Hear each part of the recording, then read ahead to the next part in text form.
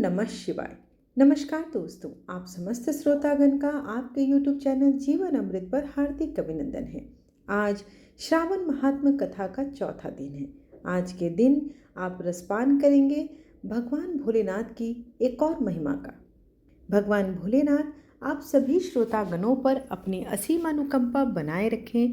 आप सभी की सभी मनोकामना पूर्ण हो। इसी मंगल कामना के साथ आज की वीडियो का आरंभ करती हूँ। आप सभी से अनुरोध है कि कथा का श्रवण हमेशा संपूर्ण करें ताकि इससे आपको कोई लाभ हो सके। इसके पहले की कथा का रसपान करने के लिए आप सबका बहुत बहुत धन्यवाद। ऐसे ही आप अपने प्यारे कमेंट्स भेजते रहें और कथा का रसपान करते रहें। तो आइए बिना देर किए आज की कथा आरंभ करती हूँ। भगवान शंकर जी ने श्री संत कुमार से कहा, हे ब्रह्मपुत्र, अब मैं तुम्हें धारण पारण व्रत के संबंध में बतलाऊंगा। तुम उसे ध्यान पूर्वक सुनो। पूर्व प्रतिपदा तिथि को पुण्याह वाचन करवाने के पश्चात मेरे लिए व्रत करना चाहिए। एक दिन धारण तथा दूसरे दिन पारण करना चाहिए। धारण में उपवास तथा पारण में भोजन विहित होता है। व्रत करने वाले को मास की समाप्ति पर उद्यापन करना चाहिए। प्रथम श्रावण मास की समाप्ति में कीर्तन पुण्यवाचन कराकर हे वत्स आचार्य और ब्राह्मणों का वरण करना चाहिए। भगवान शंकर तथा भगवती पार्वती की सोने की प्रतिमा घट के ऊपर स्थापित करनी चाहिए और रात भर भक्ति द्वारा अर्चन करना चाहिए। रात को शिव महापुराण का श्रवण कीर्तन आदि करते हुए जागरण करना चाहिए। प्रातःकाल हवन करना चाहिए। त्र्यंबकम यजामहे इस मंत्र से तिलों और चावलों की आहुति देनी चाहिए। षडाक्षर ओम नमः शिवाय मंत्र से खीर की आहुति देनी चाहिए। फिर पूर्णाहुति देकर शेष कार्य समाप्त करना चाहिए। ब्रह्म भोज करवाकर आचार्य का पूजन करना चाहिए। हे योगीस, इस प्रकार व्रत को करने से मनुष्य ब्रह्म हत्या आदि पापों से मुक्त हो जाता है। इसमें तनिक भी संदेह नहीं है। अतएव श्रेष्ठ श्रावण मास का व्रत करना चाहिए। हे महाभाग, अब तुम श्रावण मास में उपवास की विधि सुनो। हे ब्रह्मपुत्र, स्त्री अथवा पुरुष को इस व्रत के लिए संयतात्मा एवं जितेंद्रिय होकर प्रतिपदा तिथि को प्रातःकाल इस व्रत का संकल्प करना चाहिए। अमावस्या के दिन लोकोपकारी वृषभ ध्वज भगवान शंकर का 16 उपचार से पूजन करना चाहिए।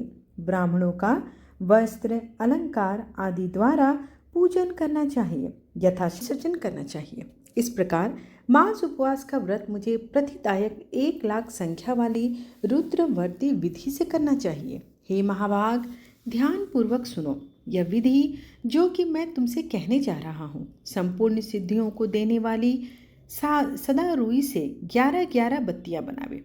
मुझे प्रीति से यह बत्तियां रुद्रवती के नाम से जानी जाती हैं। श्रावण मास के प्रथम दिन इस विधि से संकल्प करें। श्रावण मास में देवों के देव महादेव, मैं भक्ति से उन गौरीश की 1 लाख बत्तियों से आरती करूंगा।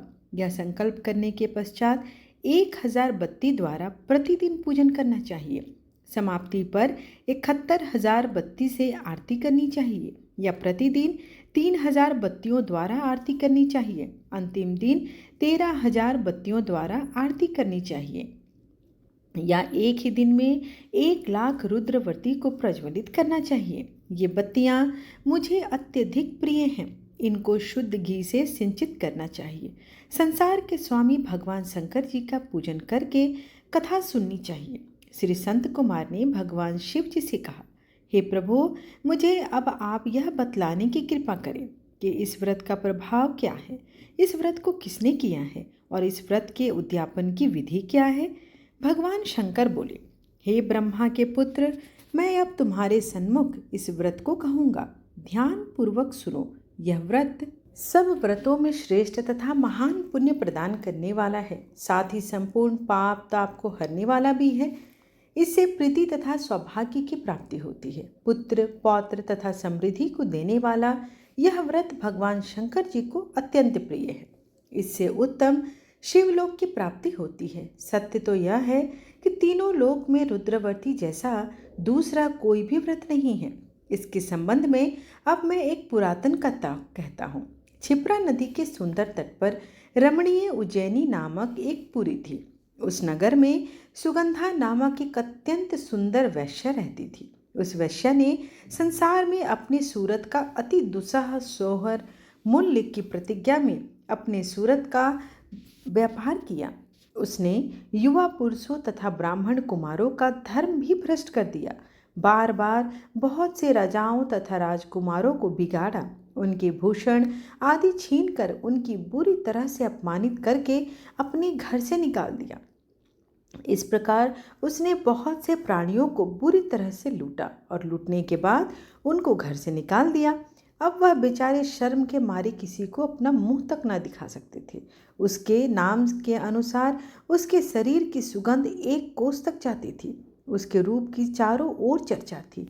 गायन विद्या से संबंधित वह 6 राग तथा 36 रागनियों को पूर्णतः दीक्षित थी।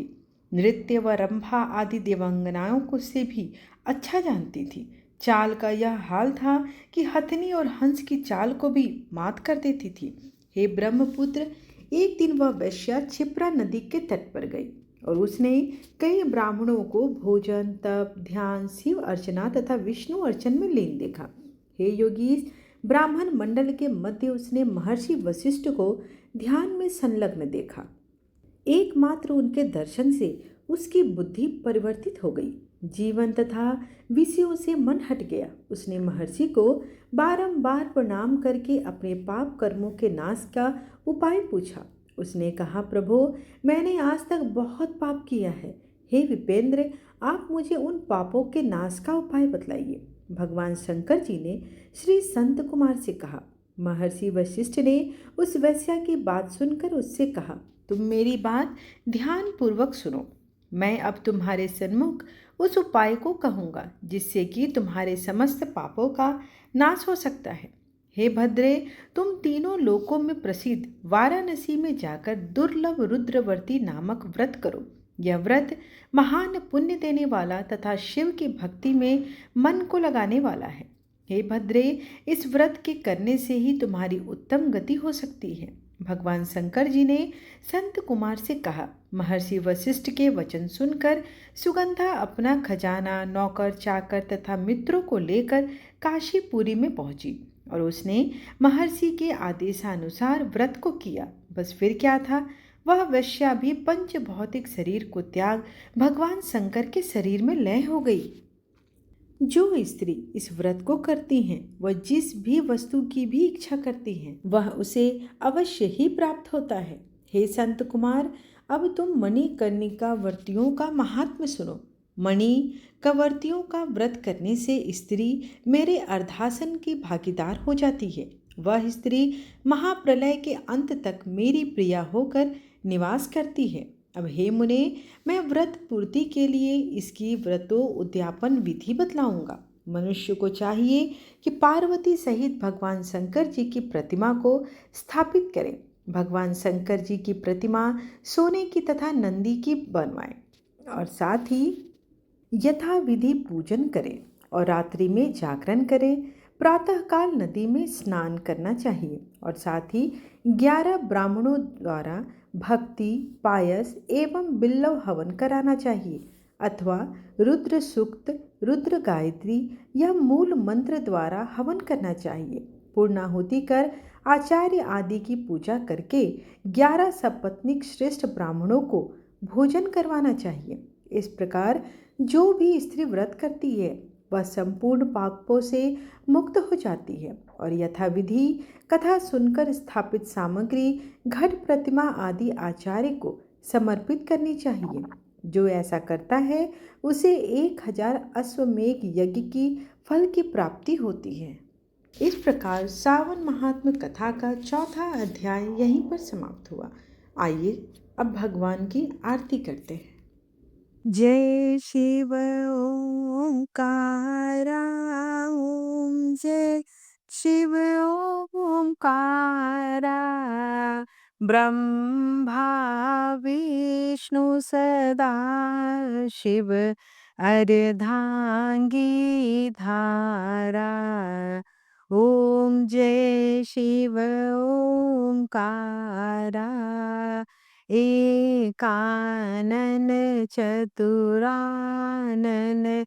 पंचानन राजे। हंसासन गरुड़ासन वृषवाहन साजे। ओम जय शिव ओंकारा।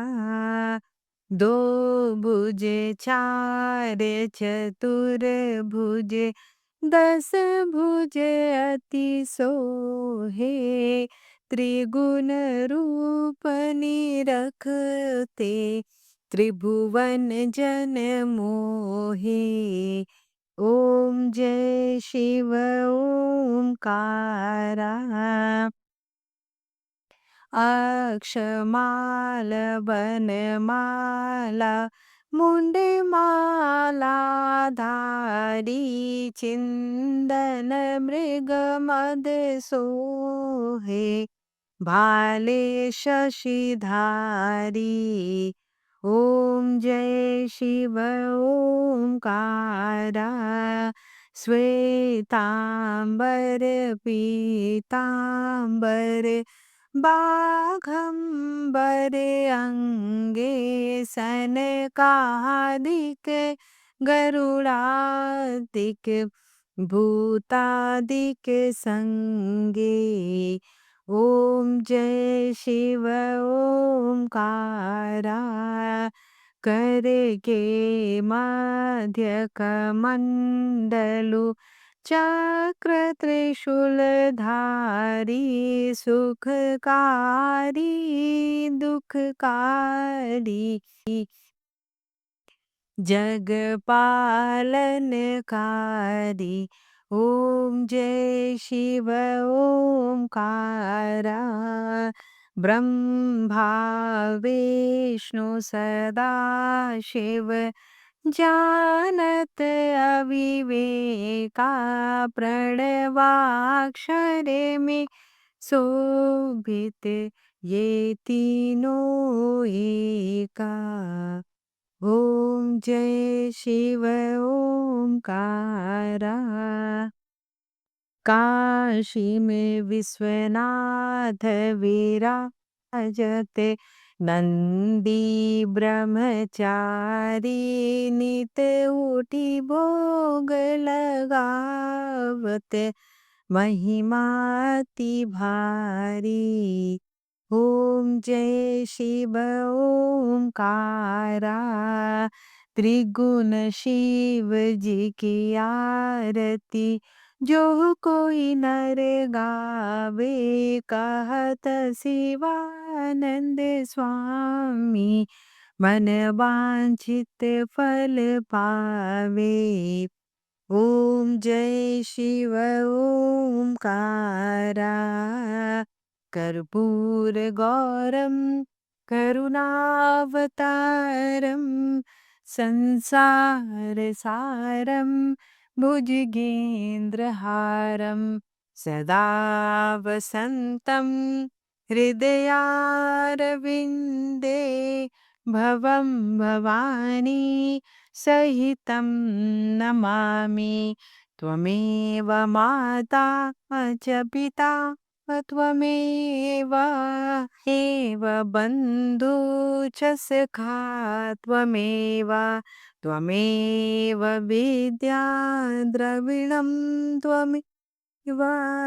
त्वमेव सर्वं मम देव देव। आरतीम समर्पयामि शिव शंभू नमो नमः। आशा करती हूँ कि आपको आज की कथा और आज की वीडियो पसंद आई हो।